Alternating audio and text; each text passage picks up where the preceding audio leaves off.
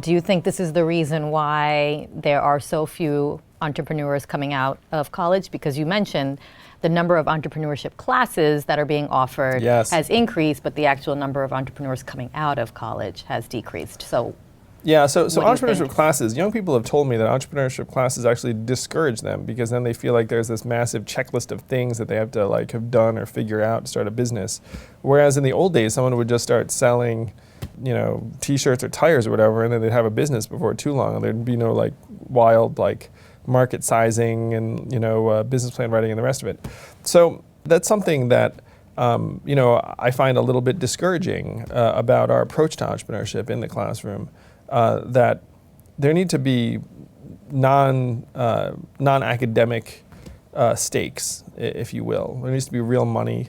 And it goes back to what I'd said before about resources, that if you have like if you get an A, you know, in the end of the day, that doesn't really matter. But if someone had real money on the line, then everyone would take it a whole lot more seriously. You know, another thing I'll say, and I love entrepreneurship professors, virtually all of them are really positive influences and good people. But I find entrepreneurship classes much more compelling when the professor is an operator or someone who's run a business.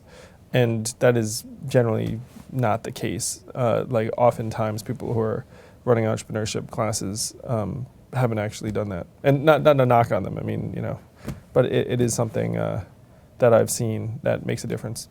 So we talk about instruction. Let's say I were to teach a class on how to raise $2 million.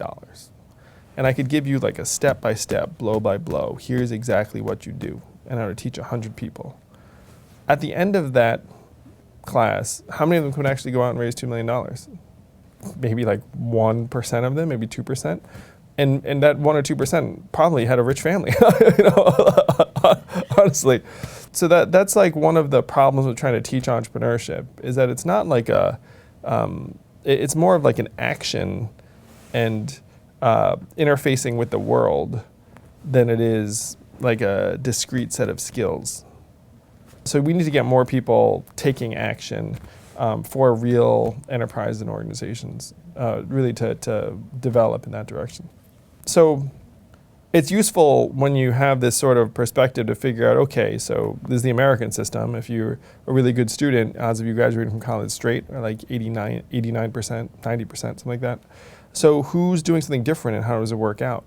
And the big example in this space is Israel, which has, by any measure, the highest level of entrepreneurship in any developed country in the world, higher rates of venture capital, higher IPOs per capita than anyone else. So what they do is they have mandatory military service before college.